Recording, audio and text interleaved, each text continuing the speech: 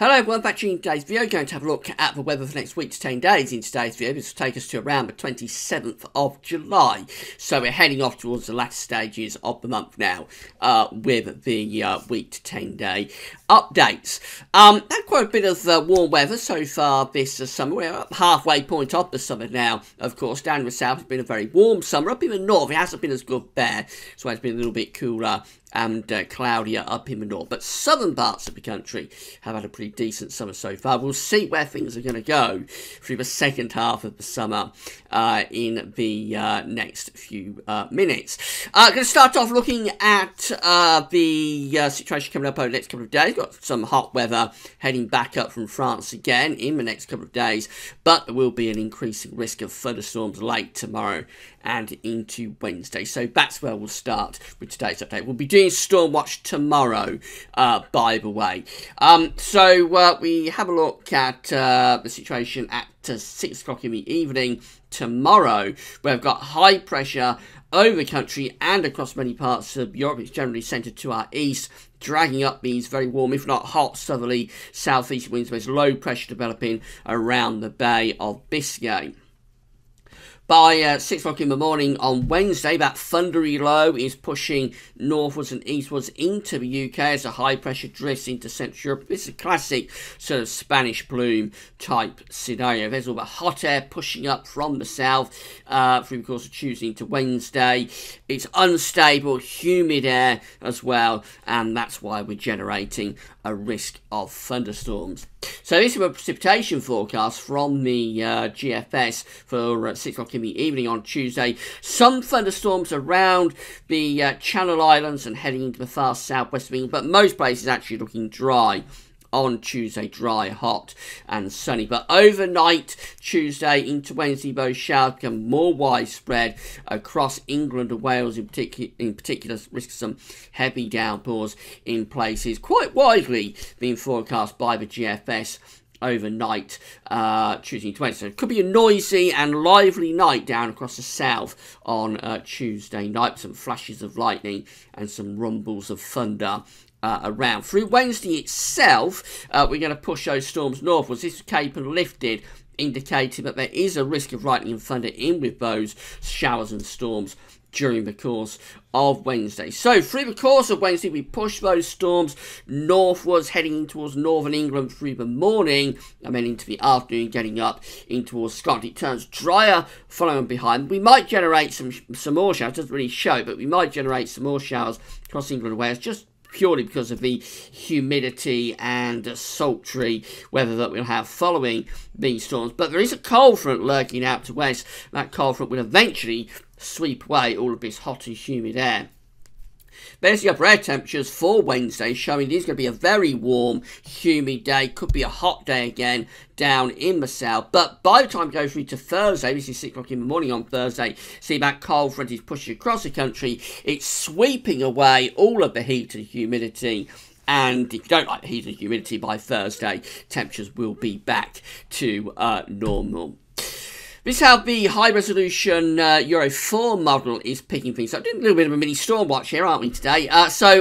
Euro 4 is showing some thundery showers through the channel and down to the far southwest at 6 o'clock in the evening tomorrow. They push northwards in towards central southern parts of England by midnight, and then going through as far as we can go with Euro 4 is to 6 o'clock in the morning on Wednesday, where we see the risk of some heavy rain or thunderstorms through parts of Wales into the Midlands, some southeastern parts of England. Unlike previous thundery breakdowns we had so far this summer, we are seeing the risk of some storms even down across East Anglia and southeastern England with this particular thundery breakdown. And as we know, through the course of Wednesday, those storms will carry on trundling northwards, heading up in towards Northern Ireland, Northern England through Wednesday morning, and then into Scotland on Wednesday afternoon. Can't go any further than that with Euro 4 at this stage. We will do a full Storm Watch update for you tomorrow. Right, coming back to the weather next week to 10 days, these are the GFS temperature and precipitation ensembles for the next couple of weeks. So red line here is the 30-year upper air temperature average. You can see the little mini heat wave that's coming up over the next couple of days, if that spike in the temperatures just there. After that, though, very quickly the temperature's dropping down, so once that cold front pushes through overnight Wednesday into Thursday, we will be into much cooler and fresher air mass. And then after that, running through up towards the final stages of July, which is this period just here, actually it looks like the temperatures are remaining a little bit on the cooler side, if anything. Although, right at the very end of July, and that's this period just here, moving through to the start of August, when we get to that point, we are beginning to see quite a few hot outlier members appearing once again. It is one of those summers where we're having regular heat, little mini heat waves, regular heat waves, but they're fairly short-lived, interspersed between cooler and more unsettled interludes. It could be late July, so any time from around the 27th of July through to, let's say, the 2nd or 3rd of August, which is over there. Any time in that period, that might be when we get our next little heat wave coming through. Maybe this will be more prolonged, who knows, but there is quite a few hot outliers appearing right at the very end of July there on the GFS ensemble. So that might be when we get our next push up in the temperature. In terms of precipitation, so there's the rainfall spikes associated with the thunderstorms coming up late tomorrow into Wednesday, after about a fair amount of dry weather through the rest of the week and into the weekend, although it does look a bit showery, especially Friday to weekend. And then next week, perhaps a little bit more definitively unsettled for a few days before we get a bit of a drying trend, maybe right at the end of July. That's when we might be starting to see some hotter temperatures pushing back up from the south, perhaps. Temperature anomalies look like this for the next week, generally coming out a little bit warmer than average in the south, near normal further north. Nothing particularly exciting going on there. But precipitation anomalies from the 17th to 25th of July. It's a bit wetter than average in the northwest, near normal elsewhere. Looks a little bit more unsettled really over next week compared to what we've had this summer, especially so down in the south. Of course, in the north, it has always been unsettled through this summer. But the south, it's been very dry. Might be a little bit more unsettled over the next week. Have to wait and see. So this Southie GFS is picking things up for Thursday. We know by Thursday that cold front has swept across the country. It's pushed away all of the heat and humidity. So the hot weather's off into Germany. And we're into this westerly, cooler, fresher Atlantic flow. I think it'll be a fair amount of dry weather on Thursday. By the time we get through to Friday, that low pressure gets a little bit closer, and that might bring some showery conditions right way across the country on Friday. And it's a cooler air mass as well. If you follow the ice bars back, you can see that the air is originating from somewhere up here to the south of Greenland. So that is going to be a much cooler, fresher air mass at the end of the week. Midsummer, though, so it'll still be pleasantly warm in the sunshine down in the south. Don't be thinking it's going to be feeling cold. It certainly won't be. Just cooler and fresher compared to the little mini heat wave got over the next couple of days.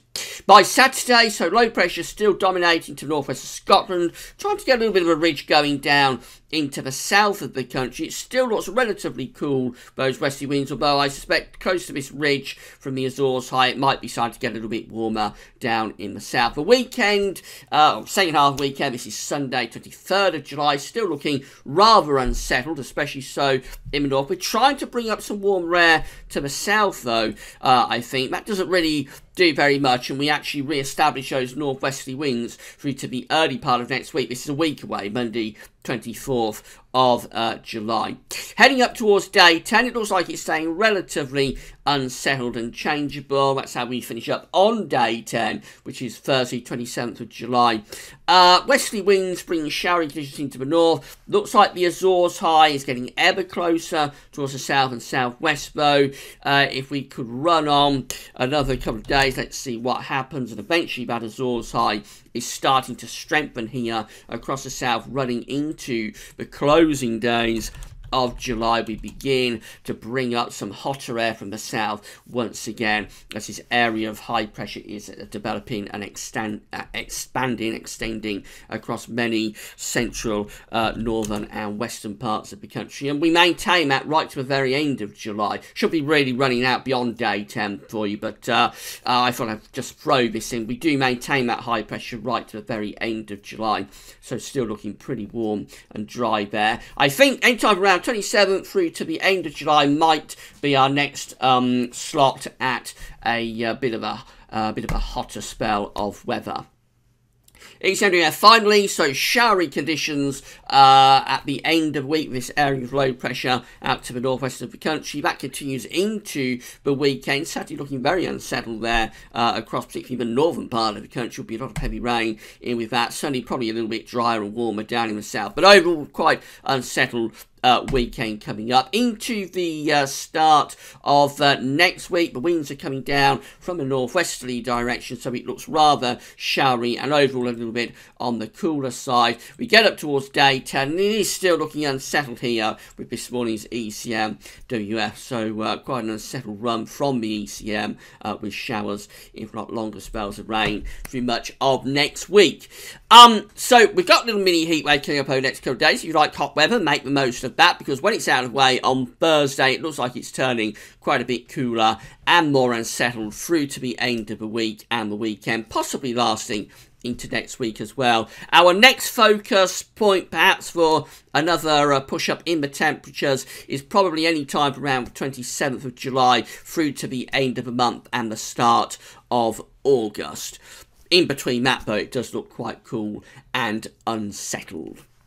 Right, that's it for today's video. As I say, we'll update Stormwatch tomorrow. Also, tomorrow we'll have another look at next week's 10 days, as well as CFSV2 for the coming month. So come back for that tomorrow. That's all for now, and thanks for watching.